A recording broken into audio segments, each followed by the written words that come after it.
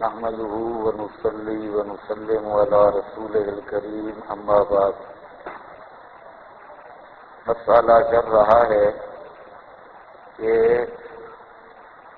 ہر انسان خواہ نبی ہو یا غیر نبی اس کی روح قیامت سے پہلے بدن میں واپس نہیں آتی اور روح کا تصرف والا تعلق بھی بدن سے قائم نہیں ہوتا۔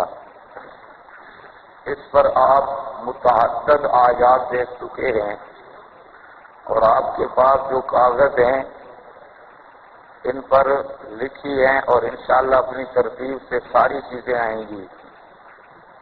اس پر ہماری دلائل میں سے ایک دو دلیلیں کٹھی آپ کے پاس لکھی ہیں۔ وَلَا تَقُولُوا لِمَنْ يُقْتَلُ فِي سَبِيلِ اللَّهِ أَمْوَاتٌ بَلْ أَحْيَاءٌ وَلَٰكِن لَّا تَشْعُرُونَ، اور اس کے ساتھ ہی لَا تَحْسَبَنَّ الَّذِينَ قُتِلُوا فِي سَبِيلِ اللَّهِ أَمْوَاتًا بَلْ أَحْيَاءٌ عِندَ رَبِّهِمْ يُرْزَقُونَ۔ یہ دونوں آیات اس مسئلہ میں برہان قاطع اور دلیل ساطع ہیں کہ قیامت تک کسی کی روح بدن میں نہیں آ سکتی، اور اس کی میں تھوڑی وضاحت کرنا ضروری سمجھتا ہوں کیونکہ غائبین نے ان آیات کی جو تحریف کر رکھی ہے اور لوگوں کو دھوکہ دیتے ہیں کئی قسم کی تحریفات ملا کر، تو اس کی پوری بست کے ساتھ ہم بات کریں گے۔ اس میں یہ ہے کہ آپ کے پاس کچھ حوالہ جات لکھے ہیں اور کچھ نہیں بھی لکھے، تو پوری توجہ کے ساتھ بیٹھیں۔ جس کتاب کو میں پڑھوں آپ اس کی جلد اور صفحہ نمبر لکھ لیں گے جو حوالے جہاں پر نہیں ہیں، تو کم از کم جلد اور صفحہ نمبر ہر ساتھی لکھ لے۔ بعد کے اندر اگر نوٹ کرنا چاہے کتابیں ادھر موجود ہیں نوٹ بھی کر لے، تو کیونکہ پڑھانے اور لکھنے کی ترتیب ہماری کچھ اور ہے اور جان بوجھ کر اور ہے، تو اس لیے پہلا مسئلہ کہ اللہ رب العزت نے ان دونوں آیات میں حیات شہداء کا مسئلہ ذکر کیا ہے۔ پہلی آیت میں لا تقولوا لمن يقتل في سبيل الله اموات، کہ نہ کہو جو مارے گئے اللہ کے راستے میں اموات، کہ وہ مردہ ہیں، بل احیاء، بلکہ وہ زندہ ہیں، ولٰکن لا تشعرون، لیکن تم شعور نہیں رکھتے۔ اور دوسری لا تحسبن الذین قتلوا فی سبیل اللہ امواتا، گمان نہ کرو، ہرگز گمان نہ کر جو اللہ کی راہ میں مارے گئے کہ وہ مردہ ہیں، بلکہ وہ زندہ ہیں، عند ربہم یرزقون، اپنے رب کے ہاں رزق بھی دیے جاتے ہیں۔ اب یہ دونوں ایسے میرا دعویٰ سن لیں کہ یہ دونوں ایسے ہمارے اس دعویٰ عدم اعادہ روح کی برہان ساطع ہیں، بالکل واضح دلیل ہیں اسی مضمون پر۔ اس پر یہ زائدین حضرات انہوں نے کئی قسم کی تحریفات کی ہے۔ مثلا ان کا دعویٰ یہ ہے کہ ان آیات میں یہ بتایا گیا کہ شہید کا جسم زندہ ہے، شہید کا جسم عنصری یہ زندہ ہے۔ اس پر انہوں نے کئی قرائن تلاش کرنے کی کوشش کی ہے۔ مثلا ان کی 35 کتابوں میں یہ مسئلہ مذکور ہے کہ قتل کیونکہ جسم ہوا ہے، زندہ بھی جسم ہے، اور انہوں نے صاف کہہ دیا قتل کا فعل جسم پر وارد تو زندہ بھی جسم، لہذا روح جسم کے اندر واپس آ جاتی ہے، اور یہی جسم یہ زندہ ہوتا ہے، اس کو مردہ سمجھنے سے منع کیا گیا۔ 33 کتابوں میں ان کا یہ دعویٰ ہے اور 7 فتوے بھی ہیں۔ وہ فتویٰ یہ دیتے ہیں کہ جو شہید کے جسم انصری کو زندہ نہیں سمجھتا وہ قرآن پاک کا منکر ہے، اہل سنت سے خارج ہے، اور اس نے قرآن پاک کی نصوص کا بھی انکار کیا اور حیات شہداء کا بھی انکار کیا۔ پہلا فتویٰ کہ وہ قرآن کا منکر ہے، دوسرا فتویٰ ان کا کہ وہ اہل سنت سے خارج ہے، اور تیسرا فتویٰ ان کا کہ حیات شہداء کا منکر ہے، حیات کا منکر۔ یہ تین، اور اس پر ان کے دلائل بھی سن لو۔ دلائل ان کے یہ ہیں: قتل چونکہ جسم، زندہ بھی جسم، یہ بڑی وزنی دلیل۔ اور دوسرا کہتے ہیں یرزقون کا لفظ آیا ہے، اور یرزقون رزق روح نہیں کھا سکتی، رزق کھانے والا یہ جسم ہے۔ یہ تو رزق کا تعلق جسم کے ساتھ ہے، لہذا زندگی کا تعلق بھی جسم کے ساتھ ہے، یہی جسم رزق بھی کھاتا ہے، اور ورنہ یرزقون کا کوئی معنی نہیں بنتا۔ دو باتیں۔ اور الحمدللہ ان کے پاس سوائے ان دو بڑے عقلی ڈھکوسلوں کے کوئی حوالہ نہیں، کوئی دلیل نہیں، نہ اصول تفسیر سے، نہ اکابر سے، نہ بزرگوں سے۔ صرف بڑا زور اسی پہلے نقطے پر ہے۔ میں نے جو بھی ان کا مواد دیکھا وہ ہر جگہ پہ ایک ہی چیز نظر آئی: قتل چونکہ جسم، زندہ بھی چنانچہ جسم۔ اور رزق جو ہے وہ روح پر پیش نہیں ہو سکتا، رزق کے لیے یہ جسم عنصری ضروری ہے۔ معلوم ہوتا ہے جب رزق دیا جاتا ہے تو یہی جسم کھاتا ہے، نہ اور کون سا جسم کھاتا ہے، یہی جسم ہوتا ہے یہ۔ اور ساتھ وہ یہ کہتے ہیں کہ آپ بھی کہتے ہیں زندہ، تیسرا شبہ، آپ بھی کہتے ہیں زندہ، آپ میت کا معنی کرتے ہیں روح جسم میں نہ ہو، تو زندہ کا معنی ہوگا روح جسم کے اندر ہو۔ تو یہ تین قسم کے ادلہ وہ پیش کرتے ہیں۔ کس بات پر؟ کہ شہید کی جسم کے اندر روح ہے، جسم کے اندر آپ کے پاس عبد الشکور کی عبارت آ چکی ہے ترمذی صاحب کی، اور اسی طرح ایک رالوی کا نظریہ یا دوسروں کا، اور اس پر دلیل ہے میں بتا چکا ہوں کہ قتل جسم تو زندہ بھی جسم۔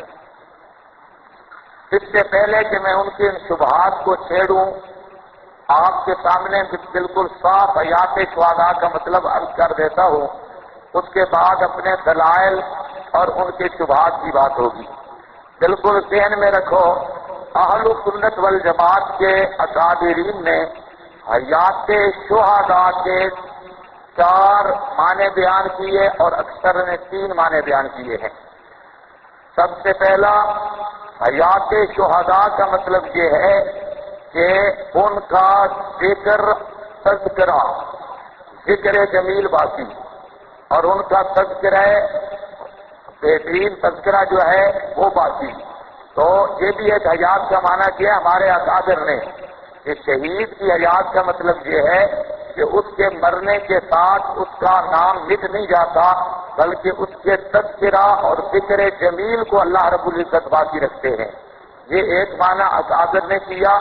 اور دوسرا معنی کہ شہید کی حیات کی خصوصیت بھی اور مطلب بھی یہ ہے کل میت یختم علی عملہ الا الشہید، کہ ہر میت جب مرتا ہے تو جو عمل کرتا رہا بس اتنے تک اس کو ثواب ملا، لیکن جو شہید ہے اس کا عمل بند نہیں ہوتا، اس کو ثواب جاری رہتا ہے۔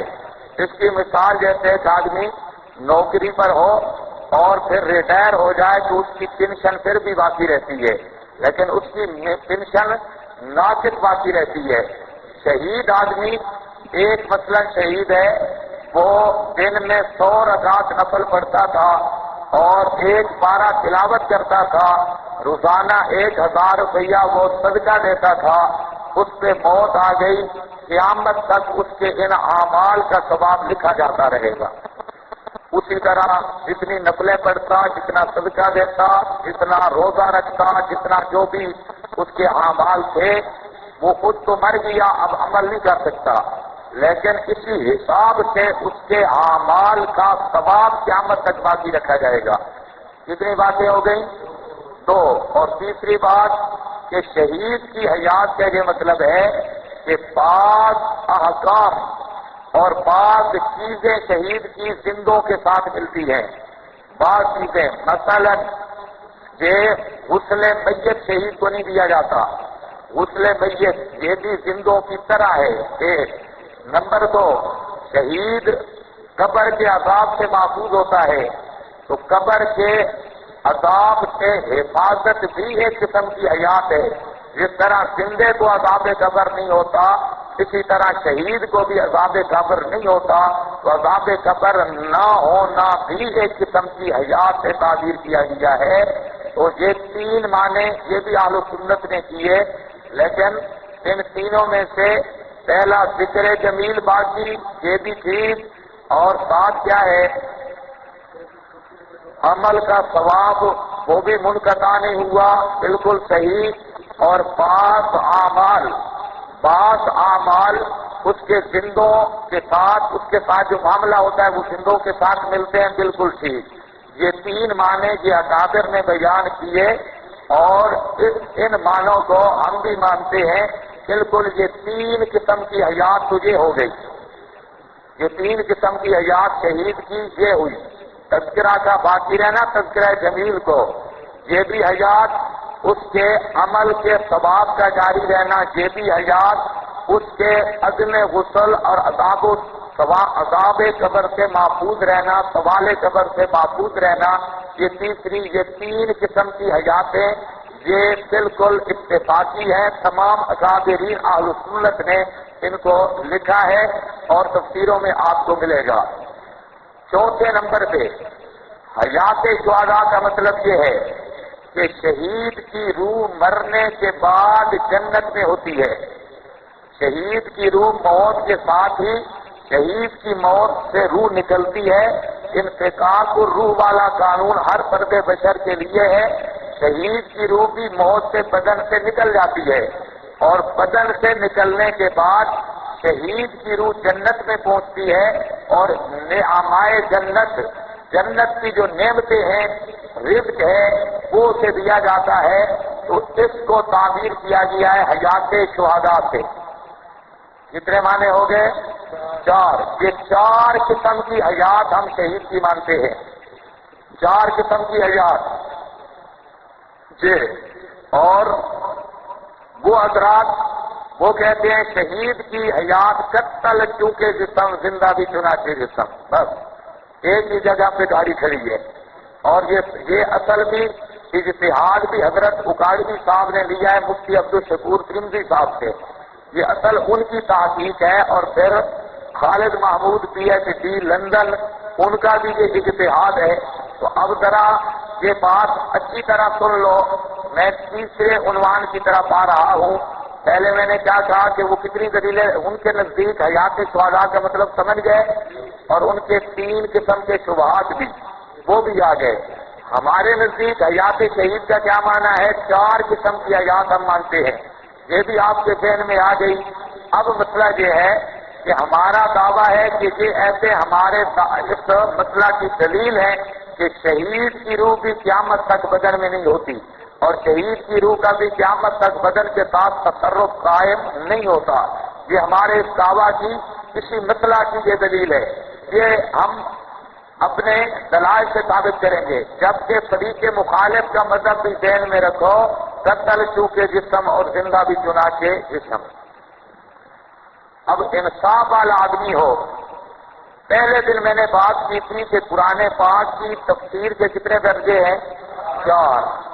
ہم تو اب بھی پابند ہیں، ہر مسئلے میں ہم پابند ہیں اہل سنت کے اصول کے، کہ اہل سنت والجماعت کے نزدیک قرآن پاک کی تفسیر القرآن بالقرآن، تفسیر القرآن بالحدیث، تفسیر القرآن باقوال الصحابہ، تفسیر القرآن باقوال التابعین، یہ چار درجے ہیں.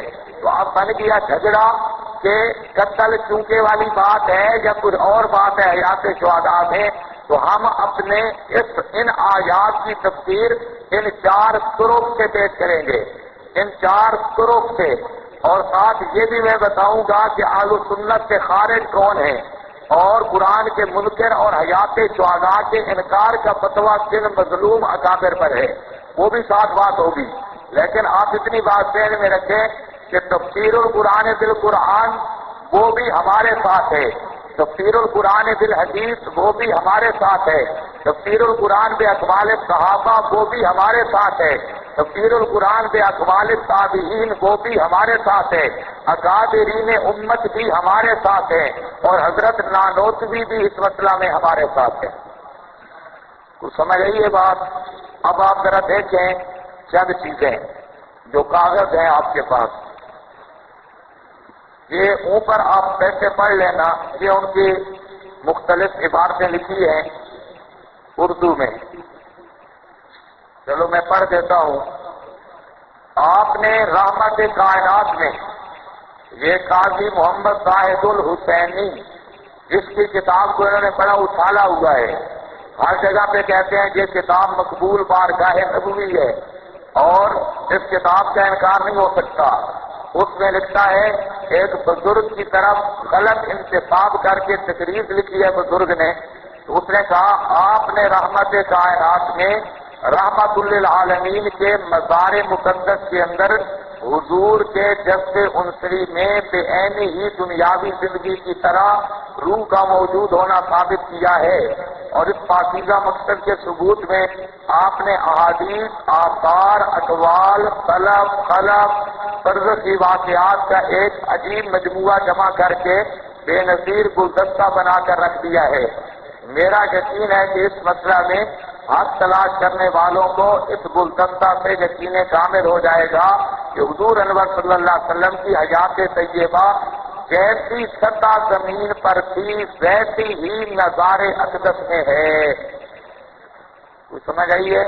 ہاں، یہ کیوں آئی بات تو کر رہی تھی حیات شہداء پر، یہ عبارت کیوں آئی؟ یاد رکھو یہ حضرات جتنے ہیں ان کے پاس اپنے مسلک کی کوئی دلیل نہیں، وہ صرف حیات شہداء میں گڑبڑ پہلے یہاں پیدا کرتے ہیں اور پھر کہتے ہیں یہ ہو گئی عبارت النص اور اگلی ہو گئی دلالت النص۔ ان کے پاس کوئی مستقل دلیل نہ کتاب اللہ کی نہ حدیث رسول کی، تو وہ یہی دھوکہ دیتے ہیں۔ اس لیے میں کہہ رہا ہوں کہ یہ حیات النبی کس رنگ میں مانتے ہیں کہ بے عین ہی جو سطح زمین پر حیات تھی اور روح اسی طرح آپ کے وجود میں موجود ہے۔ نیچے جس تسلیم شدہ حقیقت کے پیش نظر جس کا اوپر ذکر ہوا ہے، اس کا مطلب یہ ہوا کہ شہداء کے اجساد میں ان کی ارواح موجود ہوتی ہیں اور روح کے موجود ہونے کی وجہ سے ان کا جسم زندہ اور ان کو جسمانی حیات حاصل ہے، یہ صفحہ 131 پر۔ اور اسی طرح کہتے ہیں قبر میں اعادہ روح کی احادیث کا متواتر ہونا اوپر ثابت ہو چکا ہے، اور نیچے جمہور اہل سنت والجماعت اس پر متفق ہے کہ موت کے بعد قبر میں جہاں بھی میت کا جذب عنصری ہے یا اس کے اجزاء روح کا عود ہوتا ہے، اور حق یہی ہے کہ شہداء کے لیے حیات نص قرآنی سے ثابت ہے اور وہ حیات جسمانی ہے، یہی جسمانی حیات انبیاء کرام کے لیے بطریق اولا ثابت ہے۔ ان عبارات سے معلوم ہوا کہ عود روح الی الجسد کا عقیدہ صرف بعد کے متاخرین حضرات ہی کا اختیار کردہ نہیں بلکہ حدیث صحیحہ متواترہ سے ثابت ہے۔ یہ ساری عبد شکور صاحب ہیں۔ حی اس قسم کو کہیں گے جس کے ساتھ روح کا تعلق موجود ہو، اور میت اس قسم کو کہتے ہیں جو روح سے خالی اور بے تعلق ہو۔ تو خلاصہ یہی ہے، ذہن میں رکھ لیں، اصل ما بہن نزاع کہ شہید کی روح بدن میں ہے یا نہیں، یا روح کا تعلق تصرف جسم کے ساتھ ہے یا نہیں۔ آپ پڑھ چکے ہیں ادلہ میں، جو میں نے پہلے دلائل بیان کیے، عام ہر فرد بشر جس میں شہید، نبی، صدیق سب شامل ہیں، سب کو شامل ہے۔ اب دیکھیں اس پر آ رہا ہے اصول۔ قرآن کریم کی کسی آیت کی تفسیر جب سند صحیح محمد الرسول اللہ صلی اللہ علیہ وسلم سے ثابت ہو تو اس کے مقابلہ میں اگر کوئی بڑے سے بڑا مفسر بھی کچھ کہے تو اس کی بات مردود ہوگی، اور جناب رسول اللہ صلی اللہ علیہ وسلم کی تفسیر ہی قابل اخذ ہوگی۔ یہ کون ہے؟ آنکھوں کی ٹھنڈک مولانا سرفراز خان صفدر، اور یہ بریلویوں کے مد مقابل لکھی گئی حاضر ناظر کے مسئلہ میں، ان کو دھمکی دے رہے ہیں کہ جو تفسیر قرآن پاک کی حدیث سے ثابت ہو جائے گی اس کے مقابل کسی کی ہم بات کو سنیں گے نہیں۔ اب ذرا دیکھنا ہے کتنے پکے رہتے ہیں۔ نیچے دوسرا اصول بھی سن لو، آپ پھر ناراض ہوں گے کہ سخت بولی ہے۔ یہ اصول دین یہ ہے کہ قرآن کے الفاظ کو اللہ تعالیٰ کا کلام تسلیم کرے، ان الفاظ کی تفسیر جو صحابہ نے نبی کریم صلی اللہ علیہ وسلم سے سیکھ کر بیان کی سند تسلیم کرے، اور اس کی تفسیر اور عملی تعبیر جو صحابہ نے سکھائی اور امت کا اس پر اجماع ہوا ہے سند تسلیم کرے تو وہ مسلمان ہے۔ اگر قرآن کے الفاظ کو من جانب اللہ ہونے کا اعتراف تو کرے، مگر ان الفاظ کی تفسیر اپنی من پسند کرے، اور وہ بھی ایسی ہو جو نہ تو نبی کریم صلی اللہ علیہ وسلم نے کی، نہ صحابہ نے کی، نہ اس پر اجماع امت ہوا، بلکہ تینوں کے مخالف ہو، تو یہ عمل سند کا ہے۔ یہ عمل کیا ہے؟ سند کا ہے، اور ایسا کرنے والا زندیق ہے۔ حیات النبی اللہ جار خان چکھڑالوی، یہ ان کا بڑا پیر۔ تو خلاصہ کیا نکلا؟ مولانا سرفراز خان صفدر صاحب فرماتے ہیں کہ رسول اللہ صلی اللہ علیہ وسلم کی تفسیر کے مقابلہ میں کسی کی تفسیر بھی مانیں گے نہیں، اور اللہ جار خان کہتا ہے کہ ایسی مانا کرنا کہ جو صحابہ سے بھی ثابت نہ ہو، نبی پاک علیہ السلام سے بھی ثابت نہ ہو، تو ایسا کرنے والا زندیق ہے۔ زندیق مرتد کو کہتے ہیں۔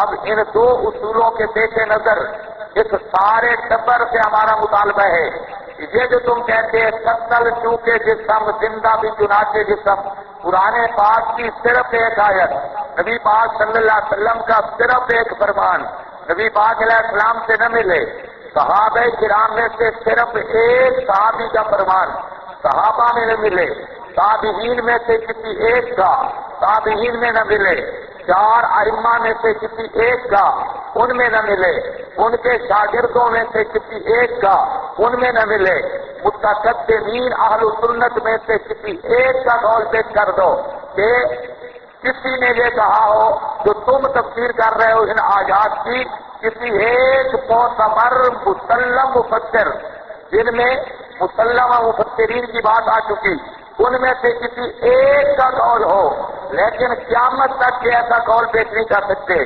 تو پھر اگر نہ کر سکے ہمیں حق بنتا ہے بابا جی کے فتوے کے مطابق جو اس طرح کی تفسیر کرتا ہے وہ زندیق ہے، اور زندیق ہوتا ہے مرتد کے ساتھ کا کافر۔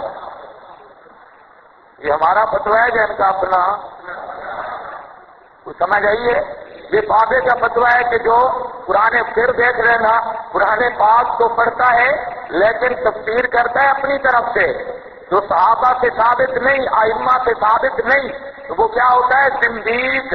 تو اس فتوے کے پیش نظر زندگا کا ایک پورا ٹبر آپ کے سامنے آئے گا۔ یہ جتنے بھی یہ اس طرح کا معنی کر رہے ہیں تو بابا اللہ جار خان چکھڑالوی کہہ رہا ہے وہ زندیق ہے، وہ مرتد ہے۔ یہ فتویٰ تو اس نے لگایا تھا شیخ القرآن پر، لیکن شیخ القرآن کی کرامت دیکھو کہ یہ فتویٰ ایسا الٹا ہے کہ اللہ جار خان خود بھی زندیق اور اس کی پوری پارٹی بھی زندیق بن گئی۔ تو سمجھ آئیے بات؟ چلو آگے چلو۔ تفسیر القرآن بالقرآن، سمجھو بات۔ لا تقولوا لمن يقتل في سبيل الله اموات، اللہ کی راہ میں جو قتل ہو گئے انہیں مردہ نہ کہو، بل احیاء، بلکہ وہ زندہ ہے، ولکن لا تشعرون، ولکن لا تشعرون، لیکن زندگی ایسی ہے جو تمہیں شعور نہیں، تمہارے شعور سے بالا تر۔ ایک دوسرے مقام پر عند ربہم یرزقون، اپنے رب کے ہاں انہیں رزق ملتا ہے۔ آپ جانتے ہیں عندہ مبہم ہے، ابہام ہے اس میں، اور جہاں ابہام آ جائے تو قرآن پاک کے ابہام کے لیے تفسیر کی ضرورت پڑتی ہے۔ اب ہم دیکھتے ہیں تیسرے مقام پر عندہ ربہم کا کیا مطلب ہے، ہم اپنی طرف سے نہیں بیان کریں گے۔ عندہ مبہم اور اس ابہام کا مطلب کیا ہے؟ حیات شہداء کے مسئلہ میں قرآن پاک خود دو مقام کٹھے، دو مقام پر شہید کی بات، ایک شہید یاسین حبیب نجار، وہاں پر فرمایا قیل ادخل الجنہ عند ربہم یرزقون کے ابہام کو قرآن پاک خود دور کر رہا ہے۔ قیل ادخل الجنہ، اس کی روح کو کہا گیا جنت میں داخل ہو جا، قیل ادخل الجنہ ایک۔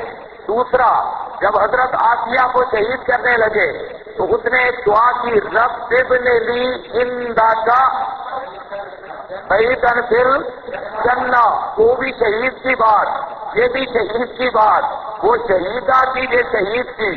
جب اسے مارنے لگے تو اس نے بھی کہا رب ابن لی عندک بیتن فی الجنہ، اور یہاں پر بھی قیل ادخل الجنہ، یہ قیل ادخل الجنہ بھی اور رب ابن لی عندک بیتن فی الجنہ، یہ دونوں ایسے اس پر برہان ساتے ہیں کہ عند ربہم یرزقون کا معنی ہے کہ شہید کی زندگی جنت کی زندگی ہے۔ تو سمجھ آئی یہ بات؟ شہید کی زندگی کہاں کی زندگی ہے؟ کہ تحت الارض کی، کہاں کی زندگی ہے؟ جنت کی زندگی ہے۔ اب ظاہر بات ہے شہید کا جسم تو ہوتا ہے جہاں تحت الارض زمین میں، اور یہ جنت کہاں ہے؟ عند سدرۃ المنتہی عندہا جنت المأوی، عند سدرۃ المنتہی۔ تو معلوم ہوتا ہے کہ شہید کی زندگی جنت کی زندگی ہے، اور ہے بھی ارواح کی زندگی، ان کی ارواح کو نعم ملتے ہیں۔ یہ ہے تفسیر القرآن بالقرآن۔ اس کو اگر آپ آگے لے جانا چاہتے ہیں اس کے ساتھ جو پہلے میں نے آیات پڑھائی ہے، کیا تتوفاہم الملائکۃ طیبین، طیبین میں شہید بھی ہے، اور اس میں ادخلوا الجنہ، تو فرشتے کس کو لینے آتے ہیں؟ جسم کو یا روح کو؟ جس کو فرشتے لینے آتے ہیں اس کو کہتے ہیں ادخلوا الجنہ۔ تو معلوم ہوتا ہے قرآن پاک خود وضاحت کر رہا ہے عند ربہم یرزقون کی، کہ ان کی ارواح جنت میں۔ اگر اس کے ساتھ یہ بھی ملا دو یا ایتھا النفس المطمئنہ، شہید کی روح بھی نفوس مطمئنہ سے ہے، اور وہاں پر بھی ہے فادخلی فی عبادی فادخلی جنتی، وہاں پر بھی فادخلی جنتی، کہ شہید کی روح کو حکم ہوتا ہے نفس مطمئن کو جنت میں داخل ہو جا۔ یہ عربی بتاتی ہے عند ربہم یرزقون کا معنی ہے حیات فی الجنہ۔ اسی طرح اس کے ساتھ ملا لو ان الذین قالوا ربنا اللہ ثم استقاموا تتنزل علیہم الملائکہ الا تخافوا ولا تحزنوا وابشروا بالجنہ۔ تو سمجھ آئیے بات؟ یہ تھی تفسیر القرآن بالقرآن۔ اب اسی پر تھوڑی سی بات دیکھ لو، تائید اکابر۔ مزے کی بات یہ ہے ہم نے جو قرآن کی تفسیر قرآن سے کی ہے یہ بھی اپنی طرف سے نہیں کی، یہ بھی ہمارے اکابر نے کر رکھی ہے۔ ایک تو ہے نا اپنی طرف سے تفسیر القرآن بالقرآن کرنا، یہ بھی الحمدللہ ہمارے اکابر نے یہی معنی بیان کیا جو میں آپ کے سامنے رکھ رہا ہوں۔ اب دیکھیں علامہ عثمانی، شیخ الاسلام علامہ شبیر احمد صاحب عثمانی رحمت اللہ علیہ، وہ فرماتے ہیں قوم نے اسے نہایت بے دردی کے ساتھ شہید کر ڈالا، جس کو وہ قیل ادخل الجنہ، یہ آیت صحیح کر لینا، کمپیوٹر کی غلطی کو، قیل ادخل الجنہ جو اوپر لکھی ہے، بے دردی کے ساتھ شہید کر ڈالا۔ ادھر شہادت واقع ہوئی، ادھر سے حکم ملا کہ فوراً بہشت میں داخل ہو جاؤ، ادھر سے حکم ملا کہ فوراً بہشت میں داخل ہو جاؤ، جیسا کہ ارواح شہداء کی نسبت احادیث سے ثابت ہے کہ وہ قبل از محشر لفظ ہے، قبل از محشر جنت میں داخل ہوتی ہے۔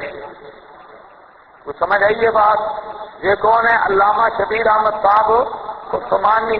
یہ عبارت میں نے ایک مقصد کے لیے لکھی ہے، ایک تو ہمارے اکابر نے یہی سمجھا، دوسرا ماسٹر کی تحریف کا جواب ہے۔ ماسٹر نے قیل ادخل الجنہ کا جواب دینے کی کوشش کی، کہتا ہے یہ قیلا ایسے ہے جیسے لوفے کا فسور ہے، قیلا ایسے ہے جیسے لوفے کا فس۔ کیا مطلب؟ کہ تعبیر بالماضی تیقن کی وجہ سے ہے قیلا ماضی ہے نا، اسے کہا دیا، جو چیز یقینی ہو اسے ماضی سے تعبیر کر دیا جاتا ہے۔ وہ کہتے ہیں اصل میں قیامت کے دن اسے کہا جائے گا جنت میں داخل ہو۔ کب کہا جائے گا؟ قیامت کے دن۔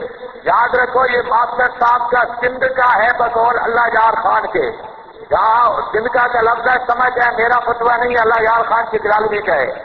تو یہ ماسٹر صاحب کا کہنا کہ قیلا ایسے ہے جیسے نوپے خواہ، یہ خالص تحریف ہے، اور اس پر 1400 سال میں سے کسی ایک مفسر کا حوالہ بھی پیش نہیں کیا جا سکتا جو اہل سنت کا مفسر ہو، معتبر مفسر ہو۔ ہاں معتزلہ نے یہی بات کی، کیونکہ معتزلہ کے نزدیک روح فنا ہو جاتی ہے، بعض کے نزدیک ختم ہو جاتی ہے، اس لیے وہ کہتے ہیں کہ ادخل الجنہ، کہ حبیب نجار کو قیامت کے دن کہا جائے گا جنت میں داخل ہو۔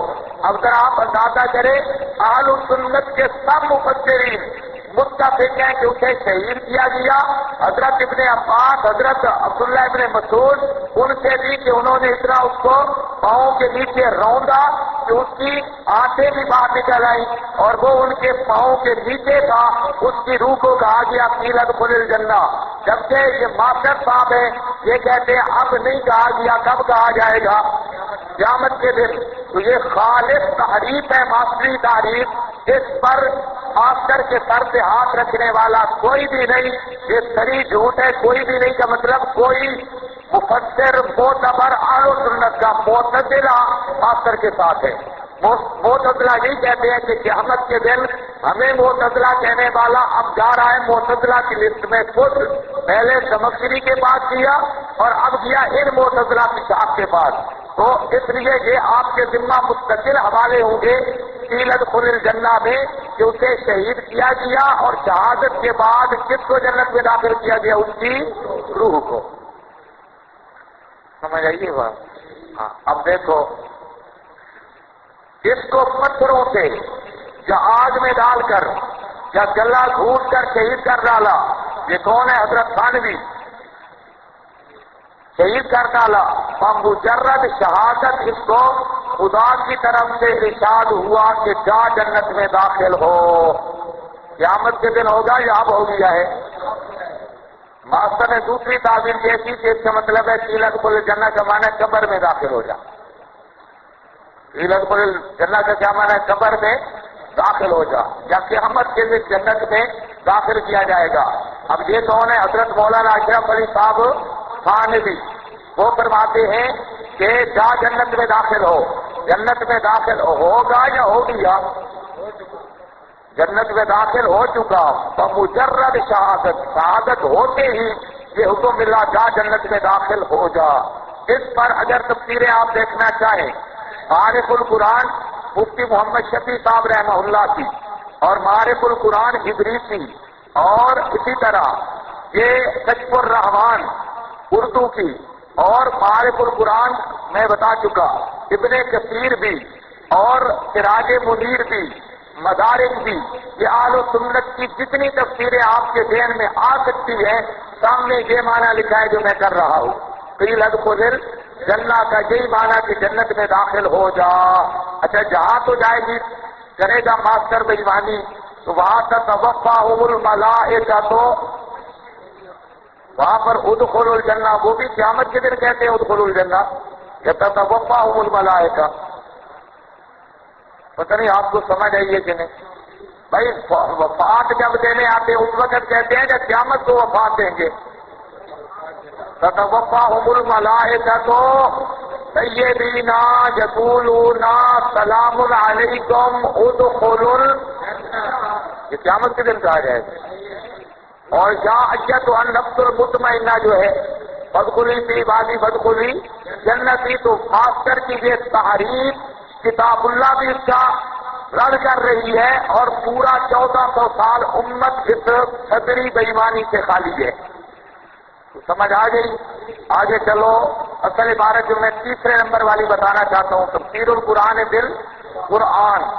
قال قتادہ، تو حضرت قتادہ نے فرمایا ادخلہ اللہ، اللہ نے داخل کیا اس کو الجنہ تھا، وہو فیہا حی یرزق، وہ اسی جنت میں زندہ ہے، جور تک رزق دیا جاتا ہے۔ اراک قولہ تعالی، حضرت قتادہ کہتے ہیں لوگوں اگر لا تحسبن الذین قتلوا فی سبیل اللہ امواتا، ایک آیت کو سمجھنا ہے تو پھر قیل ادخل الجنہ کو سمجھو۔ اراد قولہ، دیکھا اب لا تحسبن کی تفسیر کون بنا رہے ہیں قیل ادخل الجنہ کو؟ حضرت قتادہ قاضی، اور اس کو تمام اہل سنت کے مفسرین لکھ رہے ہیں۔ قرطبی بارے محیط علامہ عبدالفی کا حوالہ آپ کے پاس ہے۔ تو عرض میں یہ کر رہا تھا کہ یہ اشاعت التوحید کے اکابرین کی ایک اللہ نے یہ مقام رکھا کہ قرآن پاک کی تفسیر جب قرآن سے کرتے ہیں کسی عام مسئلہ میں تو وہ صرف یہ کرنے والے نہیں بلکہ وہ بھی خیر القرون سے ثابت ہے۔ تو سمجھ آئیے بات؟ ہاں آگے چلو۔ تفسیر القرآن بالقرآن سے کیا سمجھے ہو کہ شہید کی حیات سات الارض ہے یا فی الجنہ ہے؟ جنت کی حیات، قرآن کے ہی معنی کر رہا ہے۔ اب اس پر تفسیر القرآن بالحدیث حضرت عبداللہ ابن مسعود رضی اللہ تعالی عنہ، ان سے مسروق تابعی ہے، مسروق تابعی پوچھتا ہے حضرت عبداللہ ابن مسعود رضی اللہ تعالی عنہ سے مسلم شریف دوسری جلد صفحہ 135 پر، یہ نوٹ بھی کر لو، یہ آپ کے پاس لکھا ہے، پتہ نہیں صفحہ نہیں لکھا، حدیث لکھی ہے، پریشان نہیں ہونا، حدیث لکھی ہے، اس کو دیکھ لو۔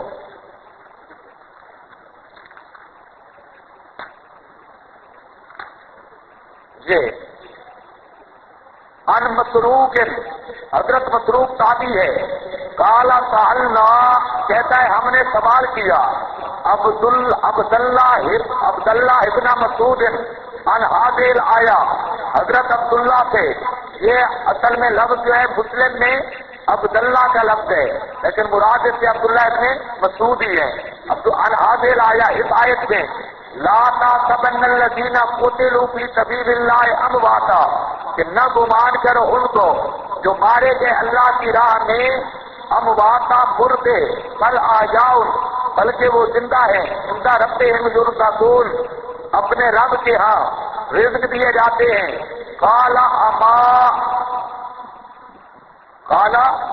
اما، حضرت عبداللہ کہتے ہیں اما حروف تنبیہ میں سے، ہاں بھئی ہے آپ کے پاس، انا قد سألنا، ہم نے تحقیق پوچھا تھا ان ذالک کا، اس کے بارے میں رسول اللہ صلی اللہ علیہ وسلم سے، فقال ارواحهم فی جوف طیر خضر، ارواحهم ہے نا آپ کے پاس عبارت، ارواحهم ان کی روحیں فی جوف طیر خضر، سبز پرندوں کے کوٹوں میں ہیں، لہا قنادیل، ان کے لیے قندیلیں ہیں، معلقۃ بالعرش،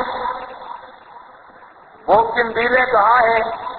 معلقۃ بالعرش، وہ عرش کے ساتھ لگتی ہیں، تسرع من الجنت ہے تو شاءت، وہ چلتے ہیں جنت سے، ہے تو شاءت، جہاں چاہتے ہیں، جہاں چاہتے ہیں، تسرع من الجنہ، جنت میں چلتے پھرتے ہیں جہاں پر وہ چاہتے ہیں۔ ثم تعوی الی تلک القنادیل، پھر آتے ہیں ان قندیلوں کے پاس، فاطلع الیہم ربہم، ان پر اللہ رب العزت نے اپنی رحمت کی جھانکی ماری، اور فقال، اللہ پاک نے فرمایا حل تشتہون شیئا، کسی چیز کی ضرورت ہے؟ قالوا ای شیء، وہ کہنے لگے کس چیز کی ضرورت؟ کسی چیز کی، یعنی کس چیز کو نشتہی ہم ضرورت محسوس کریں، کسی چیز کی ضرورت نہیں۔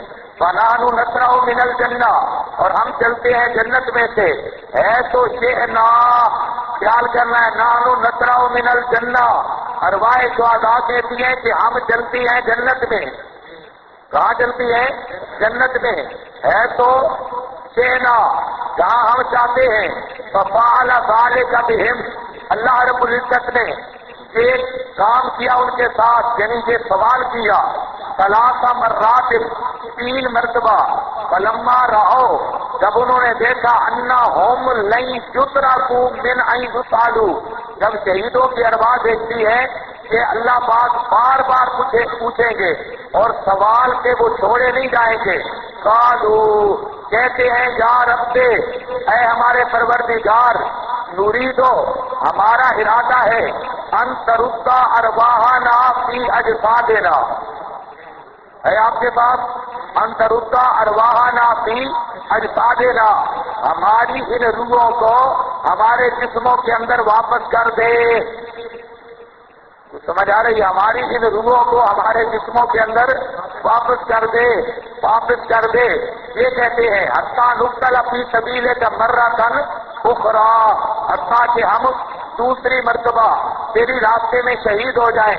فلما رآ، اور جب اللہ پاک دیکھتے ہیں الیس لہم حاجہ تورے کو، کہ انہیں کسی چیز کی ضرورت نہیں، تو ان کو وہاں چھوڑ دیا جاتا ہے، ان کو وہاں پر چھوڑ دیا جاتا ہے۔ اب یہ معنی کس کا ہے؟ امام الانبیاء صلی اللہ علیہ وسلم کا، اور معنی بھی کس کا ہے؟ لا تحسبن الذین قتلوا فی سبیل اللہ، اس کا معنی کہ اللہ کی راہ میں جو مارے گئے ان کو مردہ نہ کہو، وہ زندہ ہیں۔ اس احیاء ان کی تفسیر اللہ کے معبود کیا کر رہے ہیں؟ کہاں زندہ ہے؟ کہاں ارواح ہیں؟ جنت میں۔ اب سمجھو بات، اس حدیث پر چند فوائد سمجھو۔ پہلی بات، حضرت عبداللہ ابن مسعود نے سوال کیوں کیا؟ حضرت مسروق تابی کو کیوں اشکال پیش آیا؟ حالانکہ مسروق تابی وہ بھی تو اہل لسان ہے، اور حضرت عبداللہ ابن مسعود بھی اہل لسان ہے۔ تو حضرت مسروق نے جب سوال کیا تو عبداللہ ابن مسعود کہتے ہیں کہ ہم نے پہلے یہ پوچھ لی تھی آیت، معلوم ہوا ہے اس آیت پر مسروق کو بھی سوال پیش آیا، اشکال پیش آیا، حضرت عبداللہ ابن مسعود کو بھی اشکال پیش آیا۔ آخر وجہ کیا تھی؟ منشا اشکال کیا تھا؟ یہ منشا اشکال سمجھو گے حدیث سمجھ آئے گی۔ منشا اشکال کیا تھا؟ یاد رکھو، حضرت عبداللہ ابن مسعود یا صحابہ کرام کا منشا اشکال یہ تھا کہ زندہ کو دفن نہیں کیا جاتا، زندہ دفن کرنے والی رسم ختم ہو گئی، زندہ کا کفن نہیں ہوتا، زندہ کا جنازہ نہیں ہوتا، زندہ کی بیوی عدت گزار کے نکاح نہیں کر جاتی، زندہ کی میراث تقسیم نہیں ہوتی۔ یہ کیا تھا؟ منشا اشکال۔ قرآن کہتا ہے شہید زندہ ہے، شہید کا دفن بھی ہے، شہید کا کفن بھی ہے، شہید کی بیوی بھی آگے نکاح کر رہی ہے، ورثہ تقسیم ہو رہا ہے، اور احکام سارے مردوں والے ہیں۔ کفن مردے کے احکام سے ہے، کفن مردے کے احکام سے ہے، میراث مردے کے احکام سے ہے، اور بیوی کا نکاح مردے کے احکام سے ہے۔ تو احکام تو ہے سارے مردوں والے۔ قرآن کہتا ہے شہید زندہ ہے، تو آخر اس کی کیا تصدیق ہے، کیا مسئلہ ہے؟ تو یہ اصل تھا منشا اشکال۔ سمجھ گئے ہو منشا اشکال؟ اللہ کے محبوب علیہ السلام ہے جوامع الکلم، آپ صلی اللہ علیہ وسلم نے ایسا جواب دیا کہ حضرت عبداللہ ابن مسعود کا منشا اشکال ہی ختم ہو گیا۔ جب منشا ہی ختم ہوا تو اشکال بھی ختم ہو گیا۔ کیسے؟ کہ آپ نے فرمایا ارواحہم، ارواحہم، کیا مطلب؟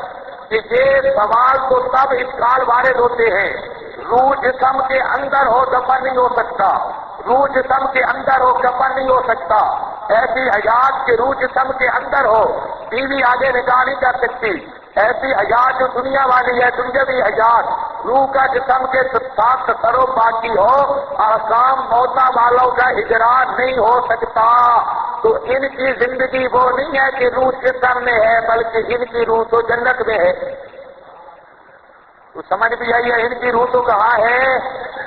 ارواح فی دار القدرت، جنت میں روحیں ہیں۔ تو یہ سارے اشکال پیدا تب ہوتے تھے کہ روح اس بدن کے اندر ہو، روح کا تصرف اسی بدن میں ہو، اور یہ جسم زندہ ہو تصرف کے ساتھ، پھر تو یہ سارے اشکال پیش آتے تھے، اور انہی اشکالات کی وجہ سے صحابہ نے سوال کیا۔ اور جب آپ نے فرمایا کہ وہ حیات ایسی ہے کہ روح بدن میں نہیں بلکہ روح کہاں ہے؟ جنت میں، تو منشا اشکال بھی اڑ گیا اور اشکال بھی اڑ گیا۔ دو باتیں تو سمجھ، منشا اشکال کیا ہے اور آپ کے جواب کی مطابقت کیا ہے۔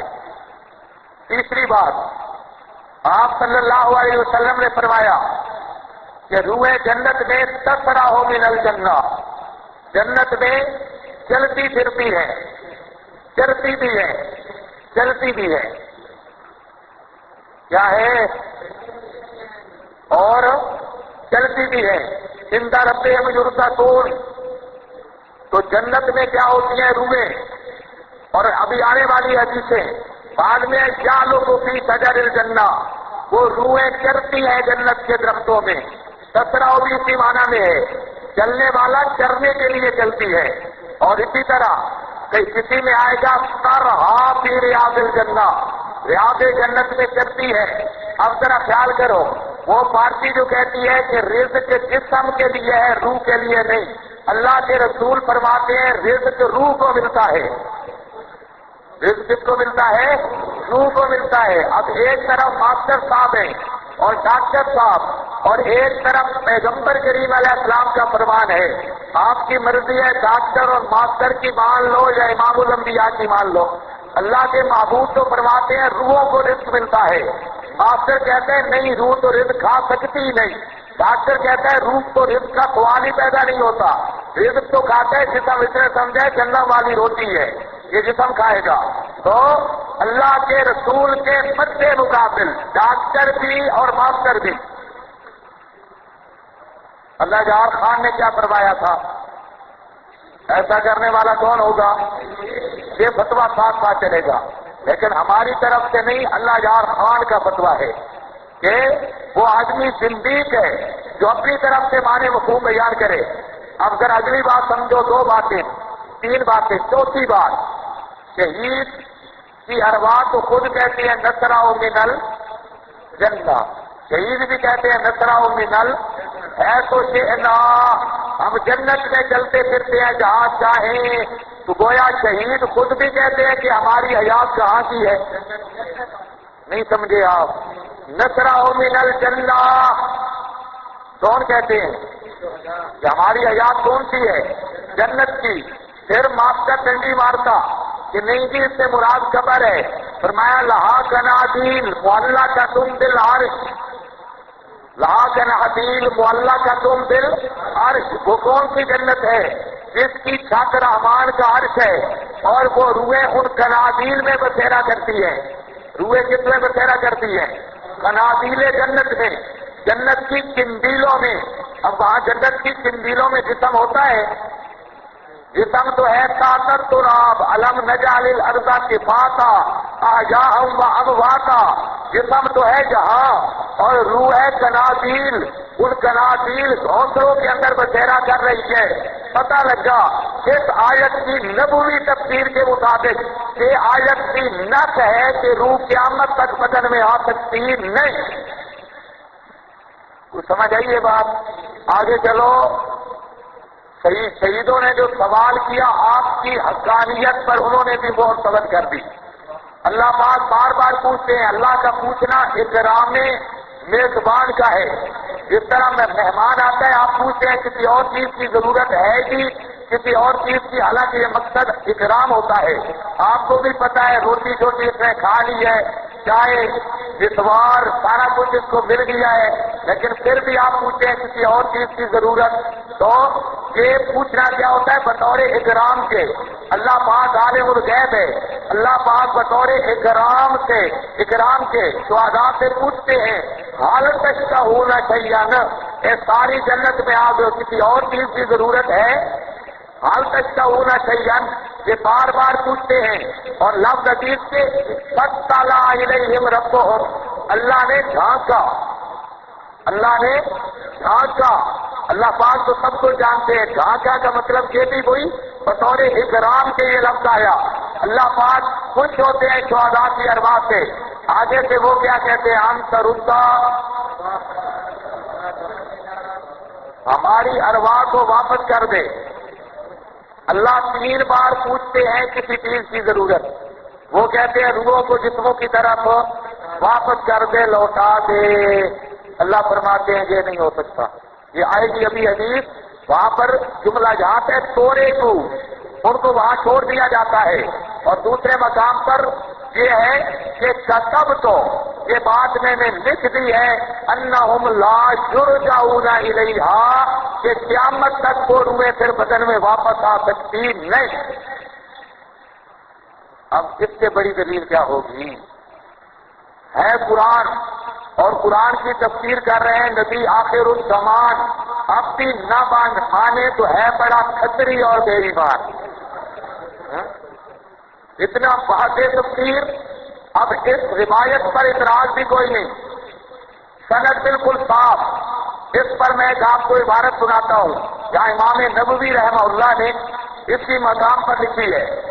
فرماتے ہیں، کہتا ہے کہ ان الجسم یاکل التراب، جسم کو تو کیا کھا جاتی ہے؟ مٹی، اور یہ سارا اکرام کس کا ہے؟ روح کا۔ جسم کو تو کھا جاتی ہے تراب، مٹی، والے قولی فی الحدیث۔ اچھا، دوسری حدیث کو بھی ساتھ لایا ہے، اوپر ایک حدیث ہے فیہ بیان، اس کے اندر بیان ہے۔ حدیث میں امام نووی فائدہ بتا رہا ہے، بڑا کام کا فائدہ ہے۔ فرماتے اس میں بیان ہے ان الجنت مخلوقۃ موجودۃ، اس حدیث سے یہ ثابت بھی ہو گیا کہ جنت اب موجود ہے، پیدا ہو چکی ہے۔ وہو مذہب اہل سنت، اور یہی مذہب ہے اہل سنت کا۔ اور پھر کہتے ہیں کہ حضرت آدم علیہ السلام کا واقعہ بیان کر کے آگے کہتے ہیں وہی التی، یہی جنت ہے جو نعم فیہا المؤمنون، جس میں مومنوں کو نعمتیں دی جائیں گی فی الآخرہ۔ یعنی کہ کس جنت میں ارواح شہداء ہے؟ جس جنت میں قیامت کے بعد یہ جسم بھی داخل ہو جائیں گے، یہ وہی جنت ہے۔ اور فرماتے ہیں ھذا اجماع اہل سنت، اور سمجھو بات، ھذا اجماع اہل سنت، اس پر اہل سنت کا اجماع ہے۔ وقالت المعتزلہ فطائفۃ من المبتدعہ ایضا، بعض اہل بدعت اور معتزلہ کہتے ہیں کہ انہا لیست موجودہ، کہ وہ موجود نہیں ہے۔ فإنما توجد بعد البعث فی القیامہ، کہ وہ پائی جائے گی جنت بعث میں، یعنی قیامت کے دن۔ اور وہ کہتے ہیں کہ حضرت آدم ایک بال سے نکلے تھے، بہرحال کہتے ہوئے کہتے ہیں بد سنتو تدل لمذہب اہل الحق، یہ حدیث جو ہے یہ کس کی تائید کر رہی ہے؟ مذہب اہل الحق، اہل حق کے مذہب کی تائید ہے، اہل السنت والجماعت کے مذہب کی تائید ہے۔ اہل السنت کیا کون ہے؟ جو یہی مانتے ہیں کہ جنت موجود ہے، اور اب ارواح شہداء کی حقیقی جنت میں ہیں، اب ارواح شہداء کی حقیقی جنت میں ہیں، یہ اہل السنت کا مذہب۔ اور ساتھ دیکھنا ہے، کہتا ہے کہ یہ اثبات، اس کے اندر اثبات ہے، اثبات و مجازات الاموات بالثواب والعقاب۔ کہتے ہیں اس دلیل کے اندر یہ دلیل ہے، یہ بات ثابت ہو رہی ہے کہ موت کے بعد ثواب اموات کے لیے ثابت ہے۔ شہید کی ارواح کو جو ثواب مل رہا ہے، تو یہ اس بات کی دلیل ہے ثواب بعد الموت کی، جس کو ثواب برزخ کہتے ہیں، اس کی۔ اور ساتھ کہتے ہیں قال القاضی وقال ہنا ارواح الشہداء وقال فی حدیث مالک، جہاں پر تو آ گیا ارواح شہداء۔ اچھا، قال القاضی فی ان الارواح باقیۃ لا تفنا فیرحم المحسن فیعذب المسیء۔ قاضی صاحب کہتے ہیں کہ اس سے مراد یہ ہو گیا کہ روحیں باقی رہتی ہیں، روح فنا نہیں ہوتی، روح باقی ہے، اسے ثواب بھی ملتا ہے، اور جو برے لوگ ہیں ان کو عذاب بھی ملتا ہے، جو عذاب المسیء۔ فقد جاء بہ القرآن، قرآن بھی یہی کہتا ہے، بل آثار اور حدیثیں بھی یہی کہتی ہیں، وہو مذہب اہل سنت، اور یہی اہل سنت کا مذہب ہے۔ خلاف لطائفۃ من المبتدعہ، بعض اہل بدعت اختلاف کرتے ہیں، اہل سنت یہی کہتے ہیں۔ اس حدیث سے پتہ چلتا ہے کہ ثواب کس کو ملتا ہے؟ روح کو۔ ثواب کس کو ملتا ہے؟ جب ارواح کا ثواب ثابت ہو گیا تو عذاب بھی ثابت ہو گیا، وہ جو مسیح ہے ان کو عذاب ملتا ہے، اور جو مزاحم ہے ان کو ثواب ملتا ہے۔ اسی حدیث سے انہوں نے استدلال کیا، اور قرآن بھی اسی پر، آثار بھی اسی پر، اور اہل سنت کا مذہب بھی یہی۔ اور اس کے خلاف جو ہے کون ہے؟ بدعتی اور معتزلہ، اہل بدعت اور معتزلہ، اور اللہ یار خان کے نزدیک زنادقہ، زندیق۔ اب ذرا خیال کرو، یہ حدیث بالکل واضح۔ اس پر البتہ ماسٹر اگاڑوی نے ایک اعتراض کیا ہے اس روایت پر۔ وہ کہتے ہیں کہ اس کے اندر ایک راوی ہے اعمش، سمجھ رہے ہو؟ اس حدیث میں ایک راوی کون ہے؟ اعمش، اور وہ کہتے ہیں اعمش ہے مدلس۔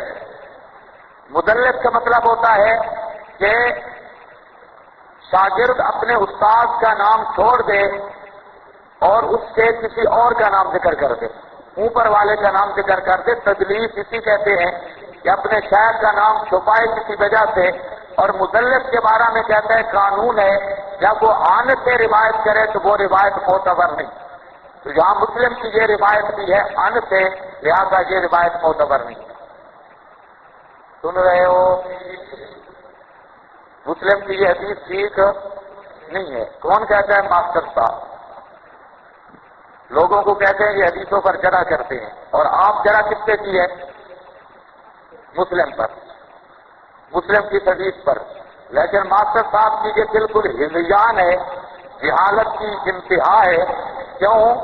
ضابطہ ہے تمام محدثین کا کہ مدلس کا عنعنہ غیر معتبر ہوتا ہے صحیحین کے علاوہ، صحیحین بخاری مسلم کے علاوہ۔ جہاں بخاری اور مسلم میں ان کے ساتھ روایت آ چکی ہو، وہ عنعنۃ المدلس بخاری اور مسلم کے اندر، اس پر کوئی محدث اعتراض نہیں کرتا۔ حتیٰ کہ مولانا سرفراز خان سبکر، انہوں نے بھی احسن الکلام میں یہی بات لکھی، اور کہتا ہے محدثین کا ضابطہ ہے کہ مدلس کا عنعنہ اگر بخاری اور مسلم میں ہو تو وہ محمول علی السماع ہے۔ یاد رکھنا ہے یہ ضابطہ، وہ محمول علی السماع ہے، سماع پر محمول ہوتا ہے، اور اس حدیث پہ کوئی کسی قسم کا اعتراض نہیں ہو سکتا۔ تو جہاں مسلم میں عنعنہ آیا ہے، کس میں آیا؟ مسلم میں۔ تو جہاں تو عنعنہ کیا اٹھ، کیونکہ محدثین کا اتفاق ہے، لیکن ماسٹر یہ بات کہہ کر ایسا پھنس چکا ہے کہ کبھی منہ دکھانے کے قابل بھی نہیں۔ ایک تو مسلم نے اعتراض کیا، نمبر دو عنعنہ مان لیا کہ عنعنۃ المدلس، مدلس جو عن سے روایت کرتا ہے تو وہ قابل قبول نہیں۔ ہم کہتے ہیں ہم تو دکھا دیں گے محدثین کے نزدیک یہ روایت بالکل قابل قبول ہے اجماع محدثین سے، اور 14 صدیوں میں آج تک کسی ایک محدث نے بھی حص پہ انگلی بھی نہیں رکھی، اس حدیث کی سند سے کسی مقام پہ انگلی نہیں رکھی۔ تمام محدثین کے نزدیک یہ روایت بالکل بے غبار ہے، حتیٰ کہ مولانا سرفراز خان نے تفصیل و صدور کے اندر بھی یہ روایت لکھ کر کہا ہے کہ بالکل صحیح ہے۔ اور عنعنۃ المدلس کی بات بھی آ گئی۔ اب مسئلہ یہ ہے کہ مولوی ماسٹر صاحب جو خود دلائل پیش کرتے ہیں من صلی علیہ عند قبری، آئے گی مسئلہ تمام گفتگو، تو یاد رکھنا ہے وہاں پر بھی اعمش راوی ہے، اور وہاں پر بھی کیا ہے؟ عنعنہ، اور وہ روایت صحیح مسلم بخاری کی شور کیا سطح میں بھی نہیں، سمجھے ہو؟ وہ روایت کیا سطح میں بھی نہیں ہے۔ اور ایک روایت کے کئی راوی ہوتے ہیں، نئے نئے طالب علم بیچارے دیکھتے ہیں کہ یہ راوی وہاں پہ کیسے آ گیا۔ اصل وہاں پر ہمارا اعتراض ہے محمد بن مروان جو نیچے کا راوی صاحب ہے، لیکن اس میں یہ بھی ہے آمش، اور آمش کا کیا ہے؟ عنعنہ، اور ہے بھی کیا ہے؟ سکہ سے پارو بار لاہور۔ تو ماسٹر صاحب کا یہی اصول وہاں جاری ہوگا، صحیحین سے جاری ہو سکتا نہیں۔ دوسرا اعتراض اس سے کیا ہے ماسٹر صاحب نے بھی اور ان کی پارٹی نے بھی، کہتے ہیں اس سے تناسخ ثابت ہوتا ہے۔ اس حدیث سے کیا ثابت ہوتا ہے؟ تناسخ۔ دیکھو جب آدمی بے ایمان ہوتا ہے تو کئی باتیں ہوتی ہیں۔ اب صحیح حدیث کو رد کرنے کے لیے معاشی تناسخ ثابت ہوتا ہے کہ روحیں جو ہیں وہ اپنے بدنوں کو چھوڑ کے چلی جاتی ہیں پرندوں کے بدنوں میں، وہ پرندے بن جاتے ہیں۔ اس سے کیا ہو رہا ہے؟ تناسخ۔ پہلی بات کہ آج تک کس نے کہا یہ تناسخ ہے؟ لوگوں کو تو کہتے ہو کہ تفسیر وہ کرو جو پہلے سے ہو رہی ہے، تو جہاں اکاڑوی صاحب پر چکرالوی صاحب کا فتویٰ بھی فٹ کر دو، صدیق ہے اپنی طرف سے روایت کا معنی کر رہا ہے، لیکن یاد رکھو ماسٹر نے جہالت کا ارتکاب کیا۔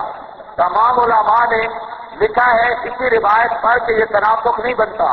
کیوں؟ تناسخ کا مطلب یہ ہے کہ ارواح عذاب و ثواب کے لیے موت کے بعد کسی کالم میں ڈھل کر دنیا میں آ جاتی ہے۔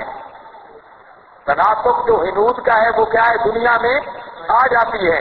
روئے گیر، بلی، کتے، شیر، چیتے، ان کے کالم میں ڈھل کر دنیا میں ان کی واپسی ہوتی ہے۔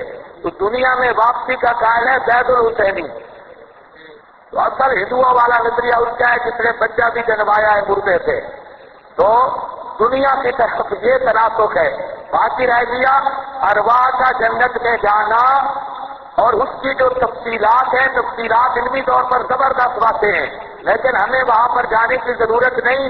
ہم کہتے ہیں اللہ کے محبوب نے فرما دیا، جس کا صاف نتیجہ ہے کہ روح قیامت تک بدن میں نہیں۔ بس ہم اسی کی بات کو ثابت کرنا چاہتے ہیں۔ باقی وہاں سبز پرندوں کے ساتھ تشبیہ ہے، جس طرح سبز پرندے جنت میں یا باغوں میں چلتے پھرتے ہیں، شہید کی اپنی شکل ہو ارواح کی، اور ان کی تہران میں ان کے ساتھ تشبیہ بھی ہو، یا سبز پرندوں کے پوٹوں میں رہنے کا مطلب جس طرح آپ کار کے پوٹ میں بیٹھتے ہیں، ہوائی جہاز پہ بیٹھتے ہیں، تو یہ تناسخ بن جاتا ہے۔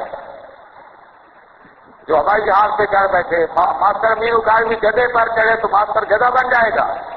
سواری اور ہوتی ہے، سوار اور ہوتا ہے، تو سمجھ آئیے بات۔ ہاں، جو مسئلہ بھی ہو یہ بھی ایک بے ایمانی سے کم نہیں۔ تیسرا وہ کہتے ہیں کہ خبر واحد ہے۔ ادراک کیا ہے؟ خبر واحد ہے۔ سن رہے ہو یا نہیں؟ یہ خبر واحد ہے۔ اچھا، تم بڑی متواتر پیش کرتے ہو۔ جہاں یاد آ گئی خبر واحد، ٹھیک ہے، ہم کہتے ہیں ہے خبر واحد، اور یہ ہماری دلیل نہیں تفسیر ہے۔ یہ ہماری دلیل نہیں کیا ہے؟ تفسیر ہے۔ کوئی نہیں سمجھے آپ؟ یہ دلیل نہیں بلکہ کیا ہے؟ تفسیر ہے۔ اور آج تک کسی نے یہ ضابطہ نہیں لکھا کہ تفسیر کے لیے حدیث متواتر کہیں گے۔ حدیث متواتر کا تفسیر کے لیے کسی نے آج تک مطالبہ نہیں کیا۔ تو یہ ہم کیا پیش کر رہے ہیں؟ تفسیر۔ اور وہ بھی یاد رکھو ہمارا اصل مسئلہ قرآن کا ہے، اور یہ تفسیر بھی ہے اور تائید بھی ہے۔ تائید میں اخبار احاد پیش کی جا سکتی ہے، لیکن نفس مسئلہ ثابت ہو، نفس مسئلہ تو تفسیر القرآن بالقرآن کے ساتھ میں ثابت کر چکا ہوں، اور یہ تفسیر ہے، اور تفسیر کے لیے کوئی تواتر شرط نہیں۔ تفسیر خبر واحد سے بھی ہو سکتی ہے ایک، اور دوسرا یہ تائید ہے، اس پر ہمارے مسئلے کا مدار نہیں، ہمارے مسئلے کا مدار کتاب اللہ پر ہے۔ سمجھ گئے ہو کہ نہیں؟ آگے چلو۔ یہ ہے مسلم، باقی حوالے آپ کے پاس لکھے ہیں۔ مسلم کا صفحہ 135 ہے، بخاری نکالیں۔ یہ حدیث نمبر 6 دیکھیں۔ مسلم سے ہم بخاری کی طرف جا رہے ہیں۔ حدیث نمبر 6، عن جابر قال قال رجل للنبي صلی اللہ علیہ وسلم، حضرت جابر کہتے ہیں قال رجل، ایک آدمی نے کہا نبی پاک علیہ السلام کو، یوم احد کے دن، ارأیت اخبرنی، مجھے خبر دو، ان قتلت فأین انا، ان قتلت فأین انا، اگر میں قتل ہو گیا تو کہاں جاؤں گا؟ ان قتلت فأین انا، اگر میں قتل ہو گیا تو کہاں جاؤں گا؟ یہ اس نے سوال کیا۔ قال فی الجنہ، آپ نے فرمایا کہاں جائے گا؟ قال فی الجنہ، آپ نے فرمایا سیدھا جنت میں۔ صحابی پوچھتا ہے ان، اگر میں قتل ہو گیا، فأین انا، میں کہاں ہوں گا؟ تو آپ نے کیا فرمایا کہاں ہوگا؟ ماسٹر کہتے ہیں زمین کے نیچے۔ اللہ کے محبوب فرماتے ہیں قال فی الجنہ، آگے فالقا ثمرات ہے بھائی، ثمرات کا لفظ ثمرات کا نہیں ہے، ثمرات تو اس نے پھینک دی، ثمرات اس نے کھجوریں اٹھائی ہوئی تھیں، چند کھجوریں وہ اس نے پھینک دی، اور آگے جدی ثم قاتل حتی قتل، پھر اس نے قتال کیا حتی قتل، حتیٰ کہ وہ آدمی قتل ہو گیا، حتیٰ کہ وہ آدمی قتل ہو گیا۔ تو اب یہ بالکل صاف روایت اور ہے بھی کس کی؟ بخاری شریف کی، جس میں یہ آ گیا کہ ان کو دل تو فائنا آنا قال فی الجنہ۔ تو یہ حدیث کی صراحت کے ساتھ بتا رہی ہے کہ موت کے بعد شہید کی حیات کہاں کی ہے؟ یہ صفحہ آپ کے پاس نہیں لکھا، بتا دیتا ہوں صفحہ۔ اصل میں یہ بخاری اور آ چکی ہے۔ اگلی حدیث بھی ہے، دیکھ لو صفحہ میں بتاتا ہوں۔ اگلی حدیث تھوڑی سی لکھ بھی لو آپ کے پاس، بلکہ لکھی ہے یہ حدیث تو یہ 6 نمبر ہے، اور یہ 4 نمبر حدیث دیکھو، 4 نمبر حدیث اس پر آ رہا ہے انس بن مالک عن النبی صلی اللہ علیہ وسلم، حضرت انس بن مالک سے نبی پاک صلی اللہ علیہ وسلم سے قالا ما من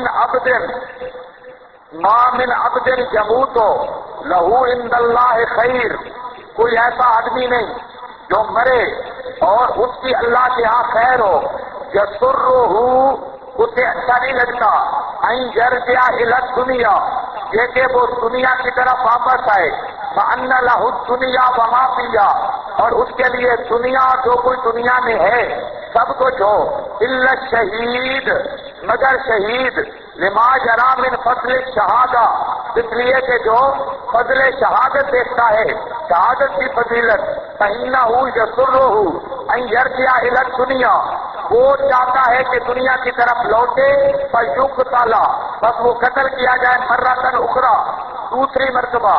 یہ حدیث بھی بالکل صاف ہے کہ جس آدمی کے لیے بھی عند اللہ خیر ہوتی ہے وہ موت کے بعد جاتا ہے جنت میں، اور کوئی بھی دنیا میں واپسی کا ارادہ نہیں کرتا، کوئی بھی یسرہ، کسی کو بھی یہ بات کچھ نہیں کرتی کہ دنیا کی طرف آئے، الا الشہید، مگر زمین دنیا میں ہے یا ادھر ہے؟ یہ قبرستان یرجع الی دنیا، اور وہ یرجع الی دنیا وہی مسلم کی ان ترد ارواحنا فی، ہماری روحوں کو دنیا کی طرف، جسموں کی طرف واپس کر، فنقتل فی سبیلک مرۃ اخری، اس کو ساتھ ملانا ہے تفسیر الحدیث بالحدیث، حدیث کی تفسیر حدیث کے ساتھ ہے۔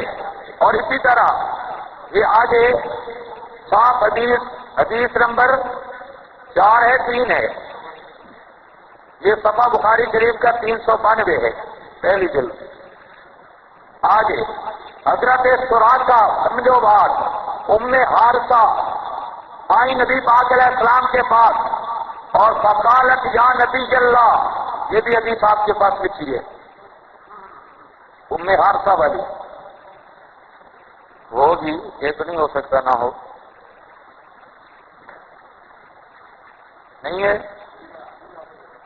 ام حارثہ کی، اچھا نہیں لکھی، چلو دیکھ لو، یہ بخاری شریف صفحہ 394 پہ حدیث ام حارثہ، اس میں آ رہا ہے کہ سن لو، فقالت یا نبی اللہ، حضرت حارثہ شہید ہو گئے، اور ان کے بارے میں یہ مشہور ہو گیا کہ کسی اپنے کا تیر بھول کے لگا ہے، تیر اپنے کا لگا ہے، لگا بھول کے ہے، ان کے بارے میں یہ مشہور ہو گیا، جس کو سامنے قرب کہا جاتا ہے۔